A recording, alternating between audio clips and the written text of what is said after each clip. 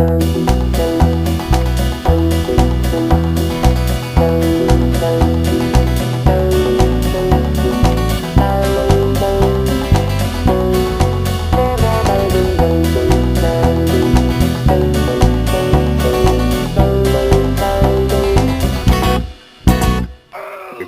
de l'ordre, épisode 9. Bon, mon bébé, on en était où? On était à ce bien, Godet. Mais non, avant. Oui, avant, ce n'était pas bien glorieux. Non contents de s'être goinfrés comme des gorées, nos aventuriers s'adonnaient à des jeux stupides, auxquels Wally venait de mettre fin en utilisant des termes assez colorés que j'ai heureusement censurés. Ouais, de toute façon, il était temps pour eux de descendre vers les tribunes officielles, et temps d'assister au spectacle qui risque fort de leur plaire. Après un repas bien trop copieux, une foule bruyante se massa autour de la vaste arène herbeuse. Le capitaine guida le groupe vers un emplacement réservé aux invités de marque, juste au-dessous des tribunes royales. « Hé, regardez, il y a le héros là-bas !» remarqua Roar. « Qui ?» demanda un grand gaillard surexcité en brandissant une gigantesque chope de bière.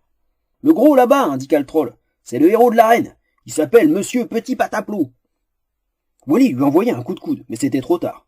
Le spectateur braillait déjà à tue-tête, bientôt imité par une foule survoltée. « Ti Pataplot! Ti Pataplot !»« Qu'est-ce que c'est que cette foutaise ?» fulmina discrètement le duc de Filoche, très contrarié à son acolyte. « Pourquoi ces crétins braillent-ils ce nom débile ?»« Je crois que c'est vous qui les acclament, et il semblerait qu'ils croient que c'est votre nouveau nom. »« Si j'attrape le salopard qui m'a affublé d'un sobriquet aussi grotesque, je lui fais arracher les bras, et je lui enfonce moi-même dans la gorge, » conclut-il furieux, avant d'afficher un sourire de circonstance au prix d'un violent effort. Après avoir escaladé la dizaine de marches menant à la chaire qu'il occupait fièrement pour chaque tournoi, le héros de l'arène balança un coup de pied rageur dans la cage du gnome hurleur dissimulé à ses pieds. « Chers amis !» hurla le petit personnage de sa voix de stentor, répétant mot pour mot ce que disait le duc. « Soyez les bienvenus autour de l'arène de justice, où, pour célébrer le 17e anniversaire de notre princesse bien-aimée, les meilleures lames du royaume vont s'affronter. » Des hurlements de joie ponctuèrent l'annonce du bedonnant. « Ce soir, reprit le gnome après un nouveau coup de pied, le vainqueur qui se sera auréolé de gloire en baignant le sol de l'arène du sang de ses adversaires deviendra l'accomplissement de la prophétie des oracles Granalco et se verra décerner un honneur sans précédent. » Un silence tendu planait à présent sur la foule, pendu aux lèvres du vaniteux héros gonflé d'importance. « Conformément à la tradition ancestrale que nous a révélée le grand mage Touche-Campers, la main de notre bien-aimée princesse Linéa sera offerte au vainqueur qui terrassera son champion. » Dans la tribune surplombant les gradins, les yeux de la petite princesse, dignement assise sur son trône à côté de sa mère, se mirent à flamboyer de haine, contrastant dangereusement avec la soudaine pâleur de son visage. Un tonnerre d'acclamations ponctua l'allégation du duc de Filoche. Dans les tribunes, les spectateurs, au comble de l'excitation, brandissaient des rubans de couleur et jetaient en l'air leur couvre-chef dans un tumulte infernal. Les jumeaux ne purent résister longtemps à cette occasion rêvée. Tous deux filèrent comme des flèches au milieu de cette cohue où ils s'ingénièrent à prouver le bien fondé de la théorie des vases communicants en emplissant leurs poches au fur et à mesure que celles des supporters se vidaient.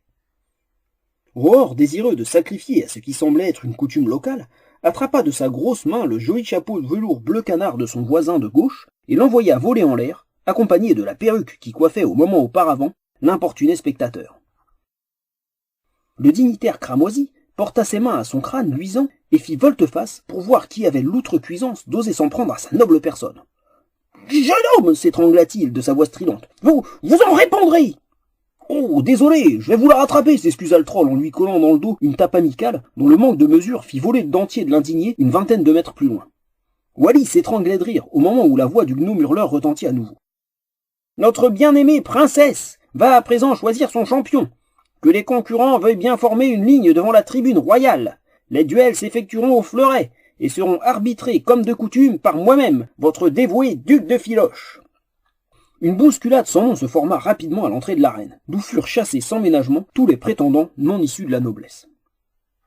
Après une bonne heure d'attente, heureusement ponctuée par le spectacle de musiciens, jongleurs, acrobates et autres artistes plus ou moins doués, une file d'une trentaine de courtisans, au juste au corps collant et aux couleurs criardes, s'étirait devant la tribune officielle.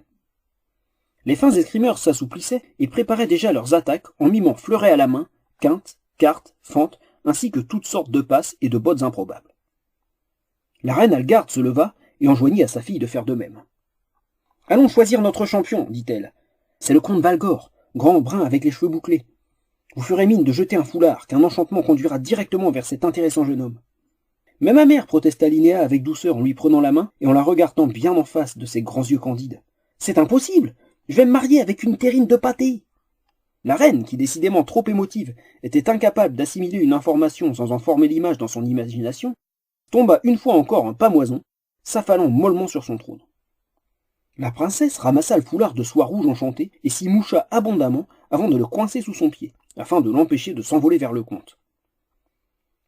Tirant de sa manche un autre foulard, elle tendit le bras en l'air d'un geste majestueux et le brandit devant la foule en délire. Sur la chaire du maître de cérémonie, le gnome hurleur, qui reçut un nouveau coup de pied, braqua sur le duc un regard mauvais. « Notre princesse bien-aimée va à présent désigner son champion en lançant au vent un foulard que la destinée conduira vers l'élu. »« T'as bien pigé, saleté » chuchota-t-il à l'intention du gnome sans remuer les lèvres. « Allez, répète, et mets-y de la puissance. Je veux qu'on entende ma voix jusqu'à l'autre bout de la ville. » Face au mutisme du gnome renfrogné, le duc écrasa cruellement l'un des pieds du malheureux prisonnier. Commençant à répéter de sa puissante voix grave le début de la phrase, le gnome termina sur une voix de fausset, complètement ridicule, ponctuée de raclements de gorge répugnants et terminée d'un chapelet du rang choisi. « Hé, petit pataplo, bouffe une poignée de gravillon, tu parleras comme un homme !» beugla une grosse femme en brandissant une volumineuse chope de bière naine. Une explosion de rire s'éleva aussitôt autour d'elle et se propagea au public tout entier, d'où fusèrent moult moqueries et provocations. Il fallut un bon quart d'heure à la foule pour s'apaiser. Lorsque le calme fut en partie revenu, tous les regards se tournèrent vers Linéa, qui, altière et impassible, tenait toujours à bout de bras le foulard bleu que le vent agitait doucement. Au creux de sa main, l'autre extrémité du carré de soie était solidement nouée à un lourd anneau d'or. « Je vais les laisser mijoter un moment, pensa-t-elle, mais après, il s'agit de ne pas louper mon tir. Plus qu'à espérer que le destin me donne un coup de main. » Dans l'arène, les 30 prétendants firent de leur mieux pour se faire remarquer par la princesse. Ceux qui étaient plutôt sportifs brandirent tout ce qu'ils avaient à brandir, exhibant des biceps un peu décevants ou bombant le torse, comme des coqs dans une basse-cour. Ceux à qui les pectoraux faisaient défaut tentèrent bien de bomber les genoux, mais sans conviction. Pendant que plusieurs personnages essayaient d'attirer l'attention de la princesse, faisant montre de leur adresse ou de leur rapidité, une majorité de prétendants multipliait les clins d'œil outranciers, ou les mouvements de tête faisant voler leurs mèches de cheveux à la façon prince de Lu. Des sourires conquérants, et pleins de dents, tellement polis que le soleil s'y reflétait en petits flashs agaçants, ajoutaient le mauvais goût à la niaiserie. Deux grands bénets qui n'avaient pas encore bien intégré la disparition de l'agnelaire royal émirent des bêlements assez convaincants, provoquant l'hilarité de la foule. Lorsque le calme fut revenu, Linéa, sur qui tous les regards étaient braqués, dirigea avec élégance son joli foulard vers chacun d'eux, avant de projeter d'un geste vif et précis la lourde bague qui plombait le carré de soie. Celui-ci décrivit une longue parabole avant de percuter le crâne de Rohor, émettant un toc retentissant. « Aïe !» protesta le troll en frottant son cuir chevelu, sans comprendre que la facétieuse princesse venait de le choisir comme champion. Le murmure de consternation qui parcourut l'assistance n'atteignit en rien l'humour provocateur de Baclor. « Eh, dis donc, ça sonne creux !» lui assonna-t-il en se fendant d'un large sourire. « Quoi, c'est toi que je vais sonner creux !» oui, brailla Rohor, avant de bondir sur le nain, en brandissant un fauteuil dont l'occupant se trouva éjecté dans la plus grande panique. « Ouais, une bagarre !» hurlèrent les spectateurs, qui reçurent le malheureux kidam volant. Quelques pains eurent à peine le temps de s'échanger qu'une voix tonitruante s'élevait de la chair du duc de Filoche. « C'est bien fait !» hurlait la voix. « Ça t'apprendra à respecter le petit personnel, gros lard. Puis comme ça, tout le monde saura que tu te déguises en danseuse du ventre pour tes soirées scato. » Les cris stridents qui ponctuèrent cette scandaleuse déclaration se perdirent dans le tumulte indescriptible qui suivit. En effet, les passionnés de joute surexcités par la désignation d'un champion aussi imposant hurlaient de joie. Ils s'agitaient en tous sens, montaient sur leur siège. Certains dansaient frénétiquement pendant que d'autres, à quatre pattes, s'affairaient déjà à confectionner des banderoles à l'effigie du nouveau héros désigné par la princesse. Wally profita de l'agitation pour se métamorphoser en chauve-souris et fonça au secours du malheureux gnome hurleur qui subissait la rage aveugle du duc à la réputation irrémédiablement ruinée. Le capitaine Dracor fit sonner tous les cuivres de la garde, rétablissant un semblant d'ordre. Rohor fut conduit près de la petite princesse, qui essaya en vain de lui nouer le foulard de soie autour du biceps, comme l'exigeait la tradition des duels. Le tissu se révélant trop court pour ceindre le musculeux bras du troll, Linéa resta un moment perplexe, se demandant où nouer la royale distinction. Elle essaya d'abord autour du doigt du troll, avant de constater que cela donnait l'impression qu'il portait une grosse bague tape à l'œil. « Autour de l'oreille !» brailla la voix gouailleuse de Stirlord. Au moment où la princesse allait tester cette singulière idée, sous l'œil réprobateur de Roar, celui-ci noua lui-même le foulard à la courroie de cuir qui barrait son large torse pour maintenir ses épées courtes dans son dos. « C'est gentil de m'avoir choisi, remercia le troll tout content. Alors, je vais avoir le droit de jouer avec tous ces gens déguisés en guignols? Faudrait lui trouver une tenue, Braia Backlor, tout fier de son idée. Sinon, ça va faire désordre. Eh, boule et nabos, ça suffit, menaça le troll. Moi, je veux aller jouer avec les cotons-tiges là-bas. Ça commence quand? Se renseigna-t-il avec un sourire carnassier. Il semblerait que le duc de Philoche ait un problème avec son gnome hurleur. Allez donc voir, capitaine, et je veux que ce soit vous qui vous occupiez de l'arbitrage. Le capitaine Dracor trouva le duc vomissant tripes et boyaux, pendant que Wally, accroupi devant la cage, calmait la petite créature. Il est blessé, déclara-t-elle au capitaine, en soutenant le petit personnage tremblant et en l'aidant à s'asseoir. Emmenez-le pour qu'il soit soigné, je m'occupe de l'arbitrage. Pas besoin de porte-voix. Mes sonneurs annonceront le début de chaque combat, et je serai sur le terrain pour proclamer le vainqueur. Au milieu de l'arène, le plus populaire des 30 prétendants était sans conteste Philibert d'Artille. Grand, yeux bleus, cheveux longs et blonds cascadant sur ses épaules recouvertes d'une longue cape bleue au liseré d'or. Bottes bleues gainant ses mollets jusqu'aux genoux, collant en rouge et veste de même couleur, moulait son torse bombé comme celui d'un coq de basse-cour. Philibert d'Artille, qui arborait un sourire conquérant, déclencha une hystérie collective dans les 2 premiers rangs, uniquement occupés par des jeunes femmes qui scandaient son nom avec ardeur. Parmi les filles au bord de la crise de nerfs qui brandissaient des pancartes sur lesquelles on pouvait lire « Philibert je t'aime »,« Philibert emmène-moi au 7e ciel » et autres fadaises auréolées de traces de rouge à lèvres et de petits cœurs bien roses, 2 jumelles parfaitement identiques se détachaient nettement. Il était en effet impossible de ne pas remarquer les 2 blondes déraisonnablement sexy qui agitaient les pompons en faisant de leur mieux pour faire voler leurs courtes jupes plissées et exhibaient fièrement des décolletés ravageux. Lorsque l'une des jumelles, en extase, hurlait « Mon fifi !» l'autre répondait « Mon bébé !» Hein, quoi? On me demande une fichette? Dis donc, c'est rapide un fluo réal, mais non, il s'agit pas de toi, bébert, pas cette fois. Ah bah merci, c'est agréable. Je vous jure, j'offre des services impeccables et rapides, et on donne mon nom à quelqu'un d'autre. C'est inacceptable. Eh ben, ça faisait longtemps qu'on t'avait pas entendu râler, toi. C'est les filles là-bas, elles crient bébert pour Philibert. Quoi? Elles ont osé donner mon nom à l'autre androuille déguisé en super-héros de la loose? Non mais je rêve. En plus, sa fiche est moisie, il va sombrer dans l'alcool et finir estropié, pouilleux et mendiant. Mais vivant, ce qui n'est déjà pas mal après avoir affronté Roar en duel. Ouais, ça c'est pas faux. Toutes les filles de Rapière étaient donc amoureuses de Philibert. Le bellâtre se pavanait devant elles et envoyait des baisers soufflés qui occasionnèrent quelques évanouissements la bave aux lèvres. Après une bonne dizaine de minutes d'assouplissement, rejetant sa cape en arrière dans un geste théâtral, Philibert tendit sa main gantée de cuir diaphane. Un laquais accourut et y déposa un fleuret rutilant à la garde incrustée de pierreries. Philibert se planta crânement devant le troll, amena sa magnifique lame bien à la verticale devant son nez, puis la porta sur le côté dans un ample geste avant de se mettre en garde.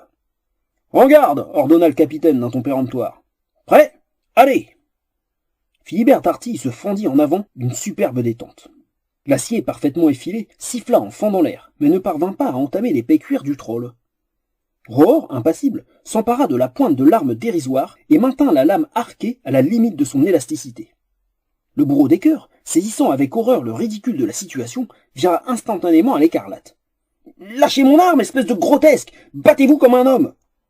Devant le sourire goguenard du troll, Philibert en appela aux autorités. « Faute !» hurla-t-il, alors que les sifflets retentissaient déjà dans la foule. « Battez-vous !» intima le capitaine Dracor. Roar fut le premier à réagir, et planta en un éclair sa courte épée dans le pied de son adversaire sidéré, le clouant au sol. Philibert poussa un cri de douleur et lâcha la poignée de son fleuret, dont la lame, toujours pliée en 2 par le troll, se détendit d'un coup. La coquille de l'arme, incrustée de diamants, vint percuter violemment la mâchoire du malheureux prétendant au trône qui s'effondra assommé et délesté de quelques dents. Les trompettes de la garde sonnèrent la victoire. « Le champion de la princesse Linéa est déclaré vainqueur !» proclama le capitaine, dissimulant à peine sa satisfaction. La foule, un peu déçue par le manque de spectacle, applaudit sans enthousiasme. Le concurrent suivant, surnommé Janus Labotte, se présenta devant les premiers rangs où les filles éplorées l'instant d'avant retrouvèrent instantanément le sourire. Prouvant qu'elles avaient plus de jugeote que de suite dans les idées, elles retournèrent leurs pancartes, au dos desquelles, en femmes prévoyantes, elles avaient déjà inscrit le nom du 2e prétendant le plus plausible. Les hurlements stridents reprirent donc, mettant cruellement terme à la gloire de Philibert. « Janus, on t'aime! Janus, dans mon lit !» pouvait-on lire désormais sur les panneaux brandis avec ardeur. Les jumelles dansaient sur place, faisant rebondir leurs attributs. « Mon Gigi !» hurla la première. « Mon Anu !» Ah bah non alors, ponctua la deuxième tout à coup, quelque peu embarrassée. Janus Labotte ne ressemblait en rien aux autres prétendants. Petit, tout en air, le regard vif, il avait obtenu ses titres de noblesse au fil de son fleuret. Son adresse légendaire lui avait attiré la sympathie de la reine et le respect du reste de la noblesse de Rapière. Le bretteur se planta donc face à Rohor et essaya de percer le regard impassible du troll. « Je vais te découper en rondelles, je suis la meilleure lame du plan tout entier. Tu vas te rendre compte qu'un gros gabarit est aussi un gros handicap. » Comme l'exigeaient toutes les bonnes règles de l'escrime, Janus présenta son arme devant son visage. Mais avant que le capitaine n'ait eu le temps de mettre les combattants en garde, Rohor ricana l'air méprisant. « Mais qu'est-ce que t'as » demanda Janus hargneux.